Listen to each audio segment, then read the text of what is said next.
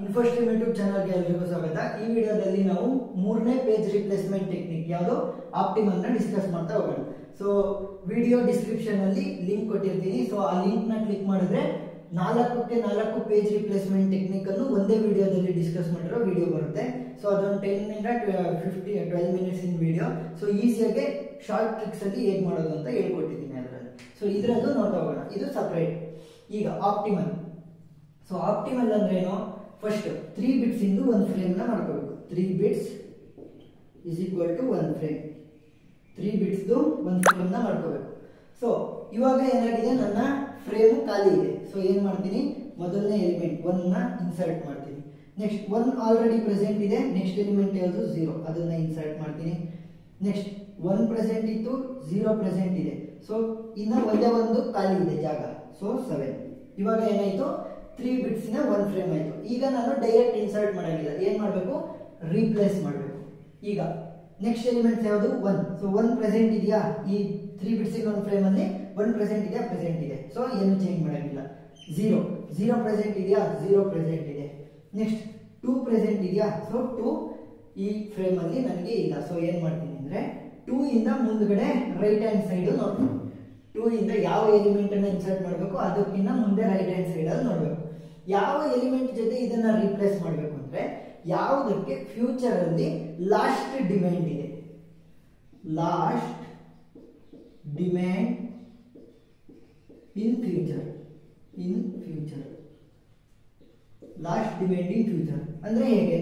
So 107 ನ right hand side ಅಲ್ಲಿ ನೋಡಿ. 1 ಎಲ್ಲಿದೆ, 1 ಇಲ್ಲಿದೆ. ನೆಕ್ಸ್ಟ್ 0 ಇಲ್ಲಿದೆ.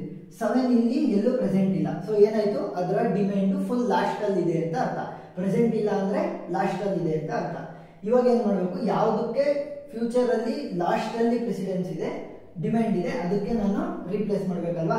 ಸೊ 1 ಪ್ರೆಸೆಂಟ್ ಇತ್ತು, 0 ಆಲ್ರೆಡಿ ಇದೆ. ಸೊ 1 0 7 ನನಗಿಲ್ಲ ಅಂದ್ರೆ ಡಿಮ್ಯಾಂಡ್ ಲಾಸ್ಟ್. ಸೊ 7 ಜಾಗಕ್ಕೆ 2 ನ ರೀಪ್ಲೇಸ್ ಮಾಡಬೇಕು. ನೆಕ್ಸ್ಟ್ ಎಲಿಮೆಂಟ್ ಯಾವುದು 1. ಸೊ 1 ಆಲ್ರೆಡಿ ಪ್ರೆಸೆಂಟ್ ಇದೆ. ಸೊ ಏನು ಚೇಂಜಸ್ ಮಾಡಂಗಿಲ್ಲ. ನೆಕ್ಸ್ಟ್ 2 ನ ರೀಪ್ಲೇಸ್ ಮಾಡಬೇಕು. 2 ಆಲ್ರೆಡಿ ಪ್ರೆಸೆಂಟ್ ಇದೆ, ಏನು ಚೇಂಜಸ್ ಇಲ್ಲ. 3 ನ ರೀಪ್ಲೇಸ್ ಮಾಡಬೇಕು. 3 ಪ್ರೆಸೆಂಟ್ ಇದೆಯಾ, ಇಲ್ಲ. ಸೊ 3 ನ ರೈಟ್ ಹ್ಯಾಂಡ್ ಸೈಡ್ ನೋಡಬೇಕು. ಈಗ ಇಲ್ಲಿ 3 ಏನು ಬಿಟ್ಸ್ ಇದೆ ಅದನ್ನ ನೋಡಿ. ಸೊ 0 ಇಲ್ಲಿದೆ. ನೆಕ್ಸ್ಟ್ 1 2 ಎಲ್ಲಿದೆ ನೋಡಿ. ಸೊ 2 ಇಲ್ಲಿದೆ. 1 ನನಗೆ ಪ್ರೆಸೆಂಟ್ ಇಲ್ಲ. ಸೊ 1 ಪ್ರೆಸೆಂಟ್ ಇಲ್ಲ ಅಂದ್ರೆ ಏನಾಯ್ತು, ಅದರ ಡಿಮ್ಯಾಂಡ್ ಫುಲ್ ಕೊನೆಯಲ್ಲಿ ಅಂದ್ರೆ ಲಾಸ್ಟ್ ಅಲ್ಲಿ. ಸೊ ಇವಾಗ ಏನ್ ಮಾಡಬೇಕು, 1 ಜಾಗಕ್ಕೆ ನಾನು 3 ನ ರೀಪ್ಲೇಸ್ ಮಾಡಬೇಕು. 3 0 2. ನೆಕ್ಸ್ಟ್ 0 ನ ರೀಪ್ಲೇಸ್ ಮಾಡಬೇಕು. 0 ಆಲ್ರೆಡಿ ಪ್ರೆಸೆಂಟ್ ಇದೆ. 3 ನ ರೀಪ್ಲೇಸ್ ಮಾಡಬೇಕು. 3 ಆಲ್ರೆಡಿ ಪ್ರೆಸೆಂಟ್ ಇದೆ. 2 ನ ರೀಪ್ಲೇಸ್ ಮಾಡಬೇಕು. 2 ಆಲ್ರೆಡಿ ಪ್ರೆಸೆಂಟ್ ಇದೆ. ಈಗ 4 ನ ರೀಪ್ಲೇಸ್ ಮಾಡಬೇಕು. ಸೊ 4 ನ ರೀಪ್ಲೇಸ್ ಮಾಡೋದಕ್ಕೆ 4 ಇಲ್ಲಿ ಪ್ರೆಸೆಂಟ್ ಇದೆಯಾ, 4 ಪ್ರೆಸೆಂಟ್ ಇಲ್ಲ. ಇವಾಗ ಏನ್ ಮಾಡಬೇಕು, 4 ನ ರೈಟ್ ಹ್ಯಾಂಡ್ ಸೈಡ್ ನಾನು ನೋಡಬೇಕು ಈ 3 ಬಿಟ್ಸ್ ಅಲ್ಲಿ ಯಾವ ಯಾವ್ದಿದೆ ಅಂತ. ಸೊ ಫಸ್ಟ್ 0 ಇದೆ, ನೆಕ್ಸ್ಟ್ 3 ಇದೆ.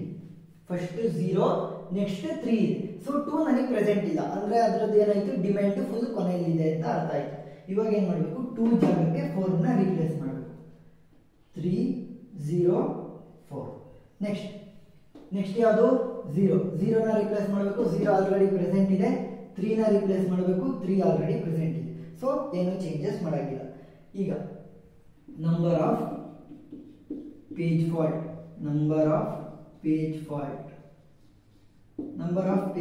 is equal to ಮತ್ತೆ ಇನ್ನೊಂದು ಯಾವುದು, number of page hits is equal to.